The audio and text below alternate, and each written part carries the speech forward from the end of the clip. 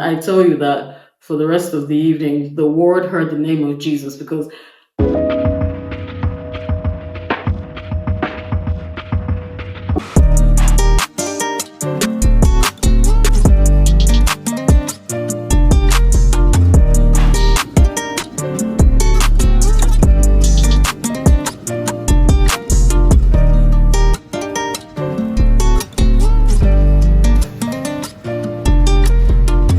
Oi, gente! Boa tarde, boa tarde, boa tarde. Welcome to another video, and today I'll be talking about giving birth in Brazil. I'll be sharing the story of giving birth to my daughter. She's about 14 months now. Before I go on, if you like this video, please do not forget to subscribe to this channel, share, and encourage me in the comments with a thumbs up or a heart or something that you could relate to in this video. If you're new here, my name is Jemima and I am a 21st century missionary living in Sao Paulo, Brazil with my family. The Lord asked us to move to Brazil and we've been here for over a year. So that's me. Let's dive right into it. My daughter is about 14 months now, and I gave birth to her in Sao Paulo, Brazil. And I think for me, my second pregnancy was much easier than my first. If I'll be honest, I used to forget that I was pregnant. I got pregnant with my daughter when I was when my son was about 5 months, 4 to 5 months, I was pregnant with my daughter. I found out that I was pregnant with my daughter. So you can imagine that they're very close in age. How did I prepare for my second pregnancy? To be honest, I barely prepared for my second pregnancy. I barely prepared for my second labor because so much was going on. Like I said, my son was about 4 to 5 months, so I was really focused on him and I wanted to give him as much attention as he required. And thankfully, my second pregnancy was a breeze. I think I had about 1 week of mild symptoms and that was it. I got the pregnancy that I prayed for the first time. I got it the second time. So with my second pregnancy, it was really a breeze.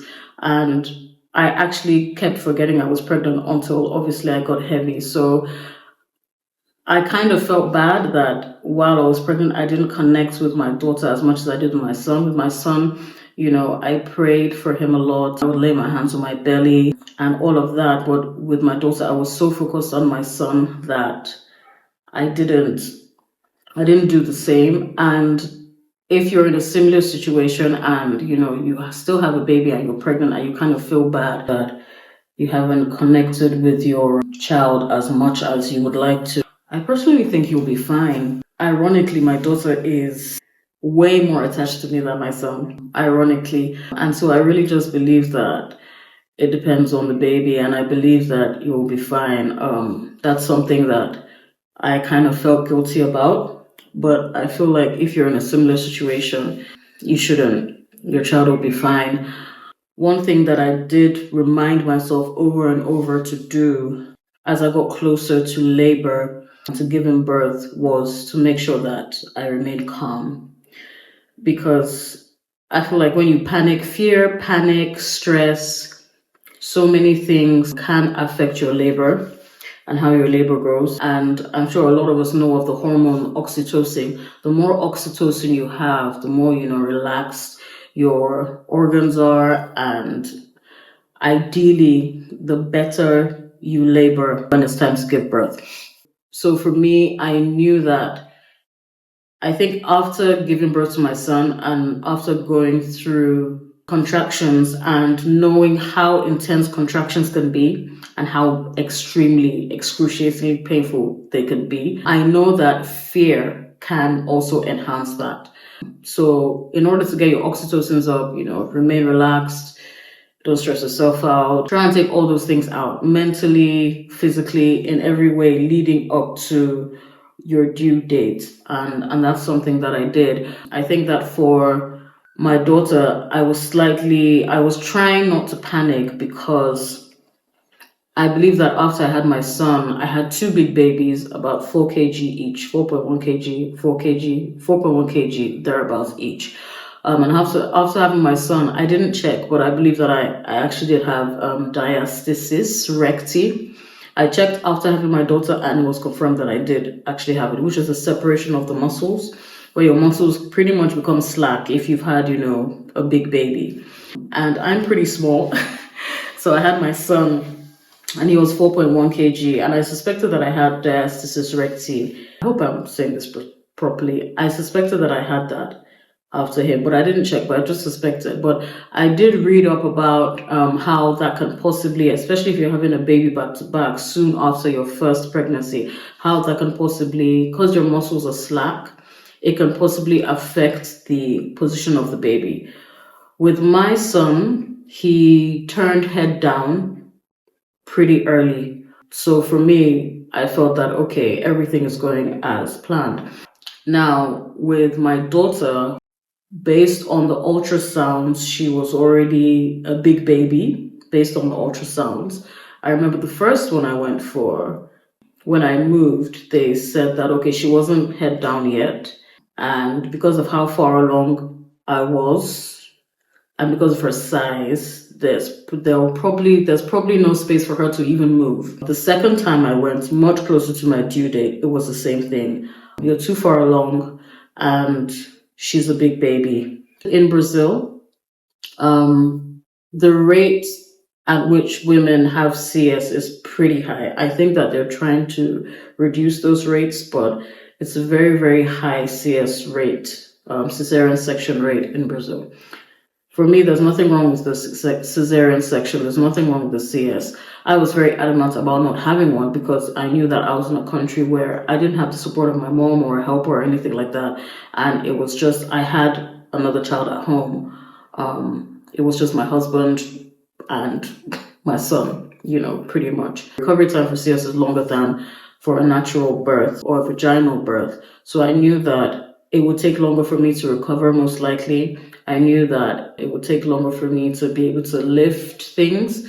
And I just felt like, how would I not be able to carry my son? Or how would I not be able to do things around the house, walk, stuff like that? I pretty much done my research. So I'm not against it, but in my present situation, I just felt that it wasn't ideal, So I was slightly panicking. By the time I went for the last ultrasound, which was really close to my due date, and they were like, she hasn't turned. I don't think that she's going to turn because she's a big baby. I think she's stuck in that position. I don't think she can turn. So it's most likely, going to be a CS. And I just felt like, God, this is not an ideal situation for me to have a CS. I don't want to be stuck in the hospital for a long time. I need to be able to take care of my son alongside my husband. It's just both of us. I remember coming back from the ultrasound appointment, and it was really far. It was about a 30-minute walk. And because I was so determined to get her to turn, I walked all the way back home. And my husband was like, so you want to kill yourself because you want this baby to turn? But he just encouraged me and he was like, we know what the Lord has said about this birth, that it would be complication-free and it would be an easy one. It would not stress you and, yada, yada, yada. He just reminded me about what the Lord had said. And I said, okay, fine. And I went for my appointment, I think the last or second to last appointment.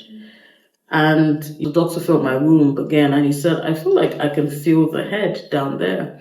And I didn't go for any other ultrasounds, but based on what he said, I think twice he did his examination and everything. And he was telling the other doctor that I believe she's turned. And he was saying it in Portuguese. And I asked him, I was pointing down there. I said, is her head down? And he said, yeah, she's head down. And I was so relieved and I was just so thankful. I was really, really thankful because I really did not want to have a CS because of the recovery time. And it was really a miracle that her size, ideally, she shouldn't have turned because according to the ultrasound, that she's too big already. So she's probably stuck. There's no space for her to turn. She's stuck in that position. If she was a smaller baby, maybe she'll still be able to wriggle around. But she did turn and I was really grateful for that. And when I went into labor, I remember I believe I was past my due date and I decided to walk. We were in an Airbnb and I decided to walk 6 floors up to our floor. And I did that, I think, once or twice. And that was crazy. I don't know if that actually made anything come faster, but I know that The day that I started having contractions, I went to church. I came back that day and, I was really chilled and relaxed, though after I had my nap, I could sense that I was having contractions. And I didn't also want to be induced. So I remember they said that the day before I gave birth, if I had passed that day to go into the hospital for my appointment, they were going to induce me on the Monday and on Sunday, and I was just so grateful. I didn't want to be induced. I know that some people love it and it's great, but I just really wanted my body to do its own thing at its own pace. I did not want to be induced, because I've also heard some crazy stories about that. So on Sunday, the day before I was to be induced, I started having contractions, and by the evening, the contractions started getting intense, and I really prayed. I was like, God, I hope that I can last till morning, because my first thought was my son, who was already asleep. And I was like, okay, how do we do this? It's just us. When I did speak to my pastor, she was like, oh my God, you should have told me. I would have come to stay with your son. But I was like, this was like at night. I think around 9 or 10, and my contractions, my husband had gone to get food. My contractions were getting worse, and I realized that, okay, these contractions are coming faster. So I started to time them, and I realized that, okay, they're getting quicker. I think it's supposed to be 3-1-1, I believe. I can't remember. I think in an hour, a contraction every 3 minutes in an hour shows that you are pretty close.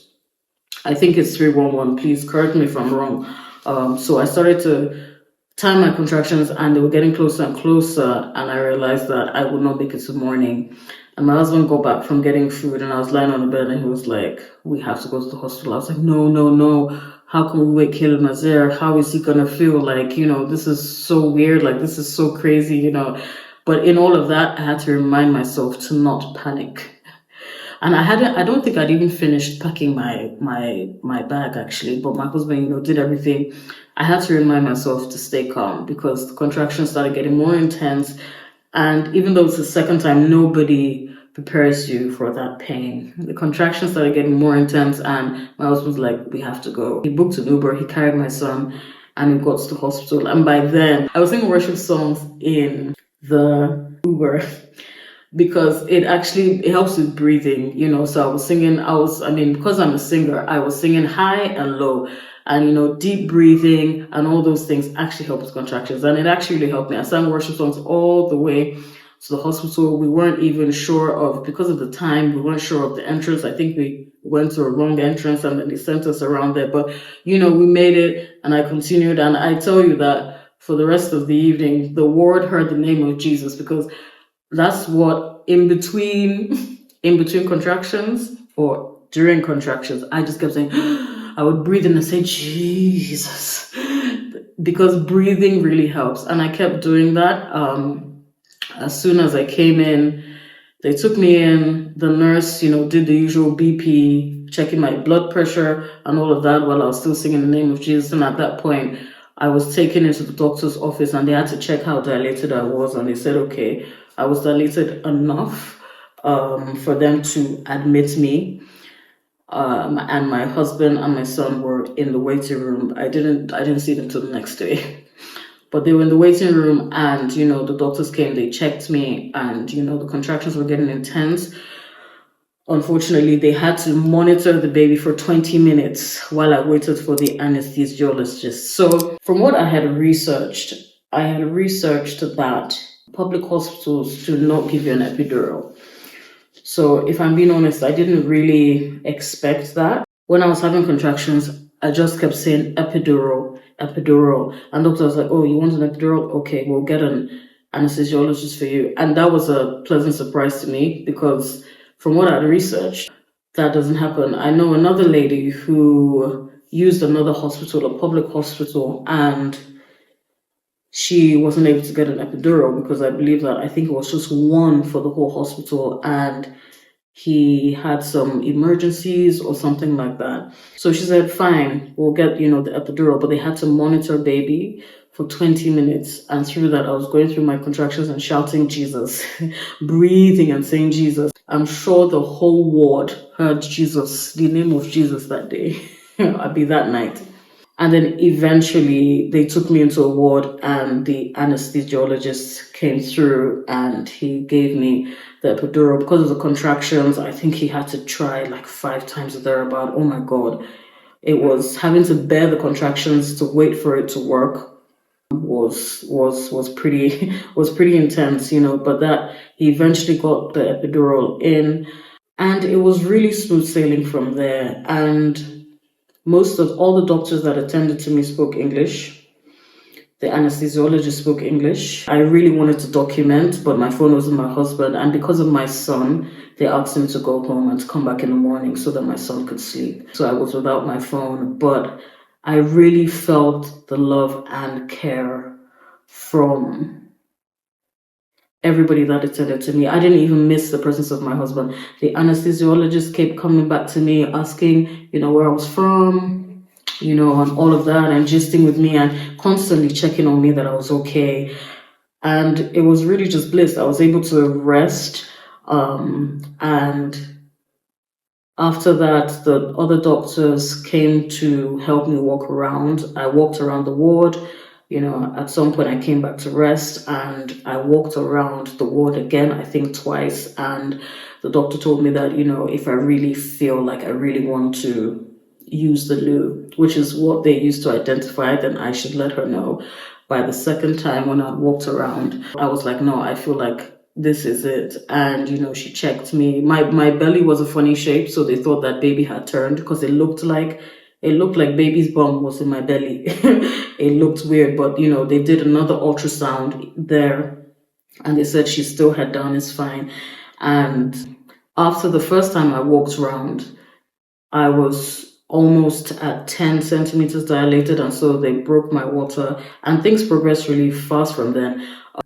I realized that I was actually already pushing because when I felt like the heaviness and I really wanted to go, I started mentally bearing down because I was like, I don't want to waste time doing this. But I was in no pain. The epidural was working fine. And she put her hand in and she felt the head. And she said, okay, baby's coming. And then they rushed me all the way to where you give birth. There's a name for it. They rushed me there. And in a few pushes, she was out. And it was really calm. I mean, they were telling me to push, but they didn't realize. And I learned this actually from a doula that I was checking out on Instagram about bearing down and breathing baby out as opposed to pushing with all of your might. You could actually get like a pretty bad tear when you push improperly. If that's I don't know if improperly is the right word, but when you push instead of bearing down, you can actually breathe. And I actually breathed her out because they kept shouting for me to push. They didn't realize I was pushing because I was calmly using my breath and breathing. I had learned about breathing techniques before then. I didn't get the chance to use it for my first, but I said I was going to keep calm and use it for my second. And I learned about proper breathing techniques when your contractions and using your contractions and breathing with your contractions and I sound like a doula, and bearing down. And that's what I did. And I pretty much breathed her out, because they kept saying I should, they didn't feel like I was pushing, but I was. And she came out quickly and I barely tore. My recovery was so quick. It was really, really quick. So that is really my experience. I was out of hospital in about 2 days. That was my experience giving birth in Brazil.